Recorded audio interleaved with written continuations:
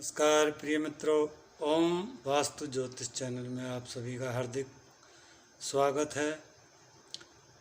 आज हम आपको चंद्रमा से संबंधित कुछ बातें बतलाएंगे। ज्योतिष में चंद्रमा की विशेष चर्चा चलती आती है। चंद्रमा प्रायः 2.25 दिन में बदलता है, अपनी एक राशि छोड़ता है। इसके उपरांत 27 नक्षत्र एक अभिजीत नक्षत्र होता है, 28 नक्षत्रों का।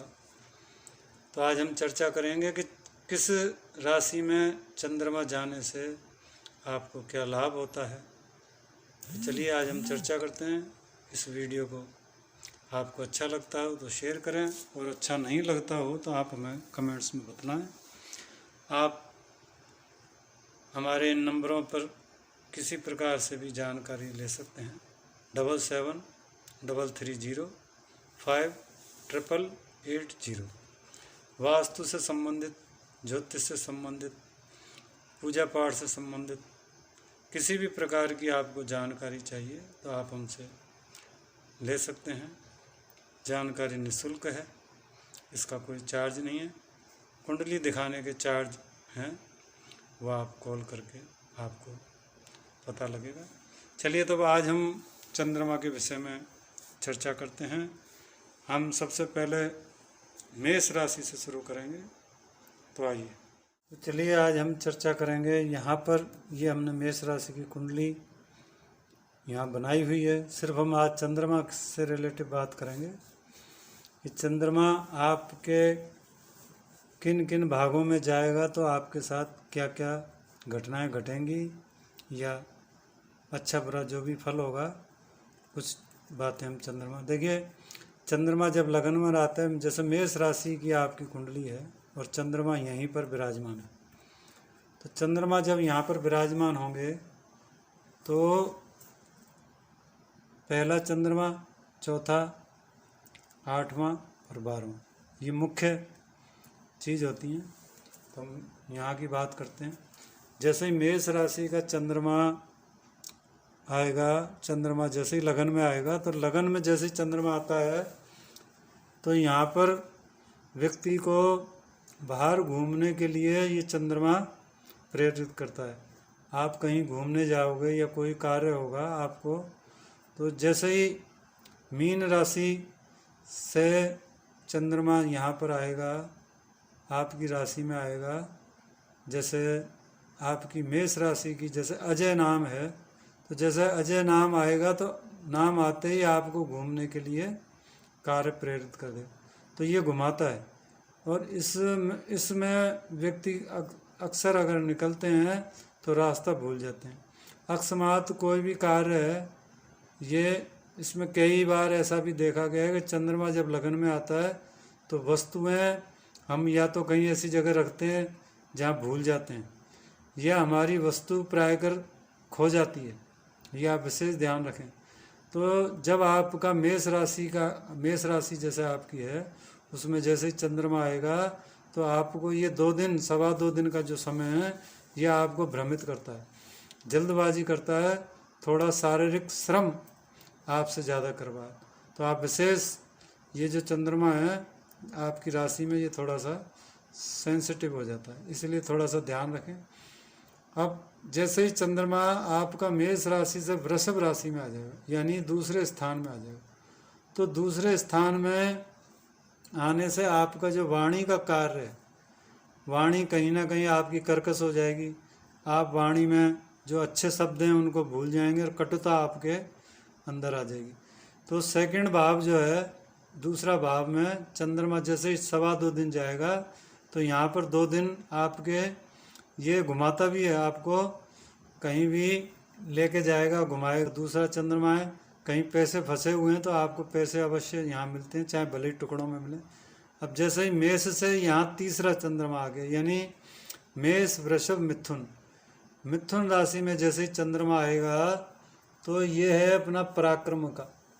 यहाँ पर आपको अचानक ही कोई आपका हितैषी होगा, आपका रिजल्ट आने वाला होगा, तो तीसरे चंद्रमा में आपका रिजल्ट पॉजिटिव आएगा। यानी कि आपने एग्ज़ाम दिया हुआ है, तो जैसे तीसरा चंद्रमा अगर आता है किसी के, तो आपको यहाँ पर बस शर्त है कि वो चौथे चंद्रमा की तरफ नहीं जाए। कई बार क्या होता है कि तीसरा चंद्रमा हमें पता ही नहीं लगा कब है, तो हम तो ये समझते हैं तीसरा चंद्रमा है, लेकिन वो तीसरा चंद्रमा जैसे ही 2:15 बजे ख़त्म हो गया तीसरा चंद्रमा, और 2:15 बजे के बाद चौथा चंद्रमा लग गया, सुबह सुबह चेंज हुआ, आप तो समझ रहे हैं तीसरा चंद्रमा है, लेकिन वो प्रारंभ हो गया चौथा चंद्रमा। तो तीसरे चंद्रमा में आपको कोई भी उपलब्धि हासिल होगी, रिलेटिव कोई भी अच्छा कार्य, आपकी प्रशंसा तीसरे चंद्रमा में होगी, इसमें आपको नाम यश मिलता है। चौथा चंद्रमा जैसे ही आएगा, अब जैसे देखिए तीसरे चंद्रमा में आप शादी में भी जा सकते हैं, किसी के विवाह में भी जाएंगे, तो विवाह में जाएंगे तो आप यहाँ आपके मनपसंद का खाना भी मिलेगा। तो जैसे ही आप खाना खाकर आएंगे तो हो सकता है ये चौथा चंद्रमा आपका आ जाए। 1 2 3 4 मेष राशि का जो कर्क का चंद्रमा जैसे ही आएगा चौथा चंद्रमा, ये यहाँ पर आपको खाने के लिए भी प्रेरित करेगा। ठीक है, यहाँ आपको दावत उड़ाएगा, या घर में कोई ऐसी चीज़ आएगी खाने पीने की जिसको आप खाएंगे और आपका स्वास्थ्य गड़बड़ हो जाएगा, क्योंकि चौथा चंद्रमा स्वास्थ्य का भी होता है। देखिए यहाँ ये विशेष कुछ चंद्रमा में इसलिए हमने यहाँ लिखा हुआ है चौथा, 8वां, 12वां। तो चौथा चंद्रमा आएगा तो आपका स्वास्थ्य अचानक गड़बड़ हो जाएगा, इसलिए विशेष ध्यान रखें कि आप चौथे चंद्रमा में ज़्यादा कुछ ऐसी चीज़ें नहीं खाएं जिससे आपका स्वास्थ्य गड़बड़ हो। चौथे चंद्रमा के बाद अब हम 5वें चंद्रमा की ओर आते हैं। 5वां चंद्रमा है अपनी संतान का। अगर आपकी संतान है तो आपको संतान से रिलेटिव कोई भी परेशानी शुरू हो जाएगी। जैसे अब यहाँ पर चंद्रमा मेष, वृषभ, मिथुन, कर्क, सिंह, मेष वालों को सिंह राशि का जैसे चंद्रमा आएगा तो इनके परिवार में संतान से संबंधित समस्या उभर जाएंगी, और इसका विशेष ध्यान रखना चाहिए।